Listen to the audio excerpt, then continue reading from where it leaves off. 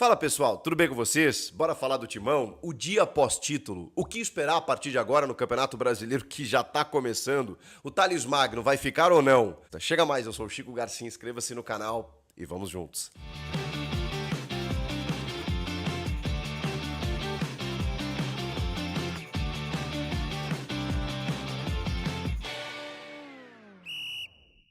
Bom, rapaziada, em primeiro lugar, muito obrigado pelos números aqui, desde a live até o vídeo pós-jogo, impressionante o que vocês fazem, né?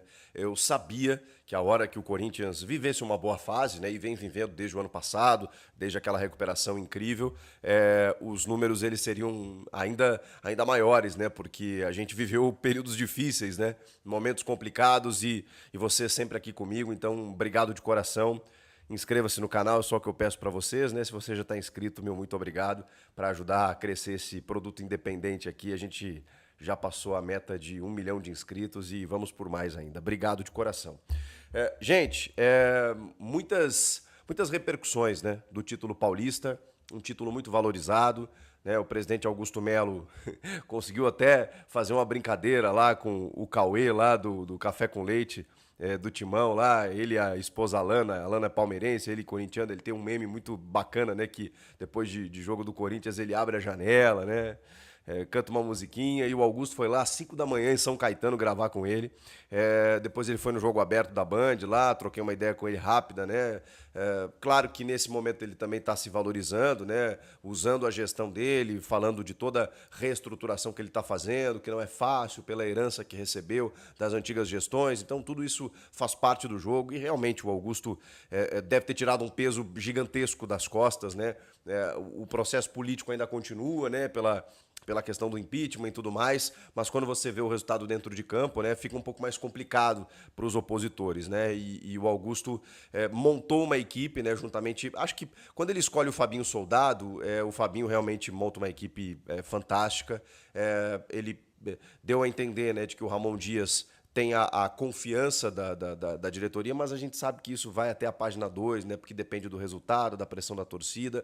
O fato é que o Ramon ganhou algumas sobrevidas desde as eliminações nas Copas ano passado, pré-Libertadores esse ano, mas sempre ele conseguiu se reinventar juntamente do Emiliano e é o que acontece agora. Então, nesse momento, o Ramon talvez viva o status mais tranquilo dele no comando do Corinthians. Eu sei que ali na frente, se ele tomar uma pancada na Copa do Brasil, na própria Sul-Americana, a cobrança vai voltar, porque não adianta, né? O Corinthians é um clube com muita pressão por resultado, por desempenho, especialmente pela maneira como você encara o futebol, encara o jogo, e é isso que me deixa feliz e satisfeito, porque não é só um título. Esse título não veio por acaso. É um título reconhecidamente, inclusive pelos rivais, muito legítimo, muito merecido. O Corinthians, do início ao fim, foi a melhor equipe da competição. E na reta final, ele encaixa, ele encontra um jeito de jogar e o jeito, a maneira como joga a decisão contra o Palmeiras, indica algo maior. E é por isso que a gente já projeta um Campeonato Brasileiro que já tem o Bahia no domingo, fora de casa. E, obviamente, né, já começa com dificuldades. O Rogério Ceni faz um bom trabalho no Bahia. O Bahia tem o maior investimento da sua história nesse momento. Acho que o Bahia vai fazer campanha, não sei exatamente onde. E a grande questão é essa: o Corinthians provavelmente comemorou até tarde o título paulista de quinta para sexta. Os jogadores se reapresentaram na sexta-feira de tarde, já trabalharam, mas só para dar uma soltada, né, só o regenerativo. Vão trabalhar no sábado, embarcam num avião e no domingo à noite já tem esse primeiro compromisso. Provavelmente o Ramon Dias vai fazer algumas preservações, né? Porque muitos jogadores atuaram no sacrifício, o próprio José Martínez revelou isso, o André Carrilho, jogadores que a gente viu, né, que jogaram pelas suas seleções na terça-feira, mas era uma decisão, era uma final, eles tinham que estar em campo. E o Rodrigo Garro nem se fala. Só para citar esses três, mas é provável que outros estejam também. Tudo bem que a maioria teve aqueles 11 dias ali de descanso entre o primeiro jogo da final e o segundo, os que não foram convocados. Então o Ramon vai trabalhar, vai fazer essa gestão física, porque depois já tem Sul-Americana na semana que vem, então, cara, é uma insanidade realmente. Então você tem que trabalhar com isso. Mas o Campeonato Brasileiro, ele é um campeonato que você não pode descuidar das primeiras rodadas. Porque daqui a pouco, eu fui campeão paulista, eu vou dar uma relaxada aqui, eu vou pensar na Sul-Americana, e aí quando você vê, passam 5, 6 rodadas e você vê, opa, Tô lá em 18º, o que está acontecendo? Não dá, não dá. E o Corinthians tá muito precavido, né? As entrevistas do Emiliano, especialmente, elas refletem isso, né? Não dá mais para passar aquele sufoco que passou no ano passado. Então, mesmo que haja um foco nas Copas, eu não sei se esse foco existe, porque eu acho que o Corinthians vai tratar bem todas as competições da maneira que conseguir. Mesmo que daqui a pouco o brasileiro fique em segundo plano, em algum momento não dá para descuidar e não dá para viver o que viveu ano passado. E o elenco nem indica isso, muito pelo contrário.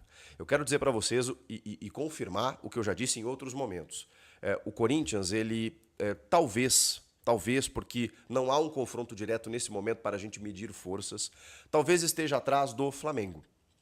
O Flamengo, cara, é uma equipe que hoje joga um futebol no Carioca, que é onde a gente tem para avaliar, e na Supercopa, que foi o duelo lá contra o Botafogo, em que o Flamengo passeou, né, passou por cima.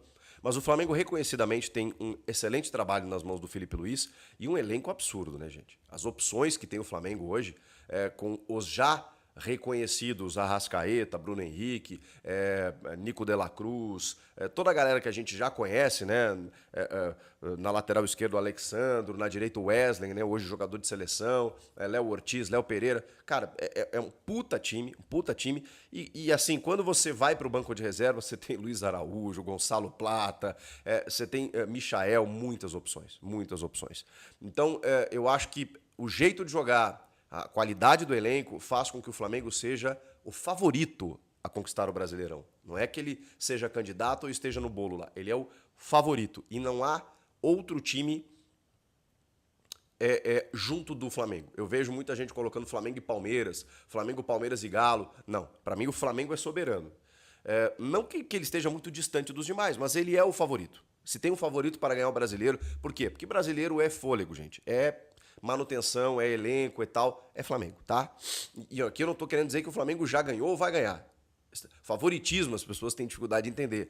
Antes do jogo começar, da competição começar, você indicar aquele que tem mais chances, mais condições. O favorito neste momento é o Flamengo, tá bom? Agora, afora o Flamengo, eu acho que o Corinthians está no bolo, cara. No bolo dos candidatos. Existe uma diferença entre favorito e candidato.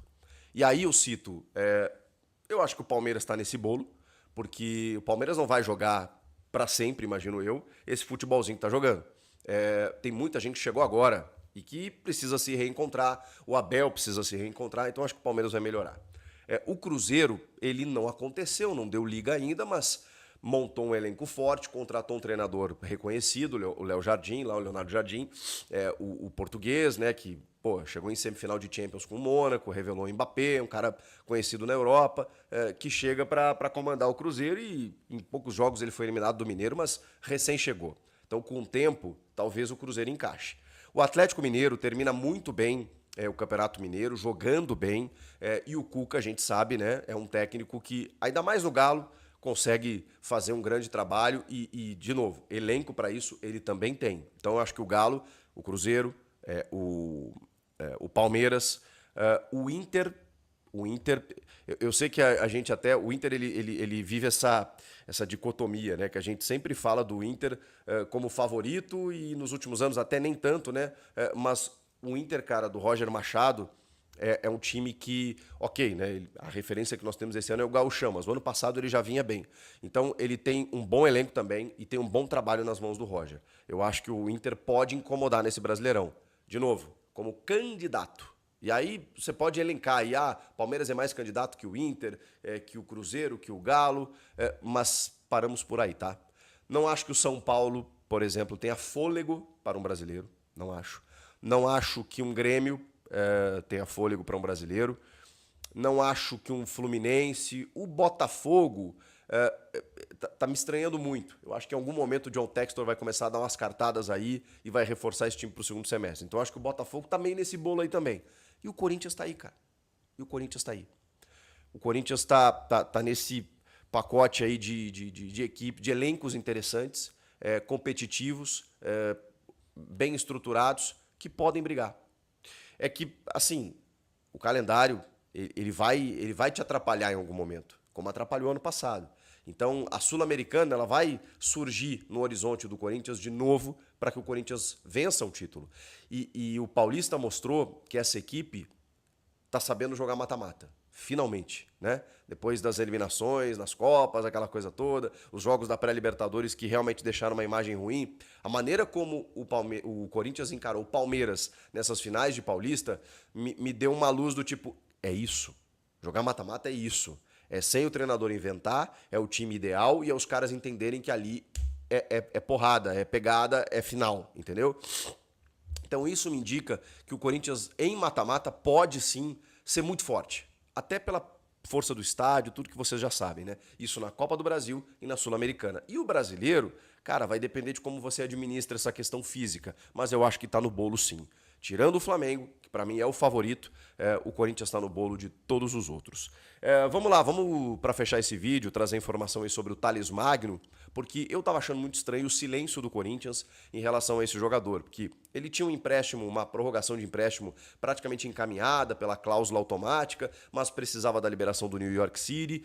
De repente o Thales começou a ser menos utilizado pelo Ramon e eu pensei, poxa vida, tá tudo indicando que o Thales não vai ficar. Será que ele vai ficar? Será que não vai ficar? E aí o Fabinho Soldado, numa entrevista ao Meu Timão, disse que apenas questões burocráticas separam o anúncio, né, a permanência do Thales Magno como jogador, se for até o final do ano ou até o meio do ano que vem, né? Ele tem contrato só até 31 de julho, ele está emprestado, a opção de compra é muito alta, é 13 milhões de dólares, dá quase 80 milhões de reais, o Corinthians não vai pagar isso nesse momento pelo Thales Magno. Então o ideal para que ele fique, e ele já disse que quer ficar, e ele precisa de um registro importante, né, cara? Porque no início do Paulista, no momento em que vários jogadores estavam fora, em que o Ramon precisou rodar muita gente, o Thales foi o cara mais importante do time. Até o Yuri Alberto despontar e começar a fazer gols, o Thales Magno era o artilheiro do time. Então ele resolveu alguns jogos difíceis pro Corinthians, especialmente aquele da Ponte, por exemplo, num campo totalmente alagado, que ele faz o gol da vitória. Em outros momentos ele foi decisivo também. Então o Thales começa o ano como principal jogador do time. Depois ele vai perdendo um pouco de espaço, porque aí o Memphis já vai adquirindo o seu alto nível, o próprio Yuri Alberto. Então, assim, realmente o Thales Magno merece uma consideração. E o próprio Coronado também, tá? Que machuca na reta final, mas no início do campeonato era Thales e Coronado os caras que jogaram, assim, boa parte da competição. E quando a gente olha o campeonato como um todo, a gente tem que entender que o Corinthians teve um elenco aí para suportar a competição do início ao fim. Mas então o Thales deve permanecer, questão de tempo aí para o Corinthians anunciar a permanência do Thales. Só falta a liberação mesmo do New York City e isso deve acontecer nos próximos dias. Beleza? Para a gente fechar mesmo, né? Agora sim, eu ainda sigo impactado com o que fez Memphis Depay nessa decisão. Porque assim, o Hugo foi o cara mais celebrado e não teria como deixar de ser. A gente conseguiu, assim, a gente que eu falo, a narrativa da mídia, né, da crítica, na qual eu me incluo, porque muitas vezes a gente sabe que forma opinião, né? Então, se a gente não dá bola para alguns jogadores, muitas vezes realmente passa despercebido, né? Não que o torcedor não enxergue, mas reverbera mais quando jornalistas, influenciadores, né, torcedores identificados, eles reconhecem algumas atuações. E eu fico muito feliz, né, que muita gente tenha reconhecido as atuações do Ranieri, do Mateuzinho, que foram caras que jogaram muito realmente nessa final. Agora me surpreendeu que o Memphis, para muitos, ele ficou marcado pelo lance de pisar na bola. Quando, na verdade, para mim, não é que isso tenha sido de menos, isso foi fantástico, tá? Foi fantástico porque é um lance que vai ficar marcado para a história, todo mundo vai lembrar desse lance. É comparável, sim, às embaixadinhas do Edilson, o mesmo número da camisa, o mesmo adversário, quase o mesmo tempo do jogo, a mesma confusão, mesmo campeonato, uma loucura. Então, o Edilson que entrou para a história do Corinthians naquele momento, por conta das embaixadinhas, faz com que o Memphis naquele momento também, porque eu falei isso no vídeo pós-jogo, foi uma vitória psicológica ali, de um grande jogador que entendeu o peso de uma decisão e que segurou o jogo naquele momento em que o Corinthians tinha um a menos e que precisava, como disse um amigo meu, cara, parece que ele ficou com a bola naquele canto do campo durante uma semana, a sensação foi essa. Agora eu vi muita gente dizendo que ele fez só isso, E, cara, se você pegar os lances do Memphis no jogo, pelo amor de Deus, ele foi o dono da final. Ele, em termos técnicos, ele foi soberano. E o que ele faz na reta final da partida é o cara que bota a bola embaixo do braço e diz: acabou o jogo. O que o Luxemburgo nos ensinou, e a gente obviamente, né, tem coisas a aprender com todo mundo, o Luxemburgo dizia: tem um momento do jogo em que você tem que furar a bola. Acabou, não tem mais jogo. E foi o que o Memphis fez.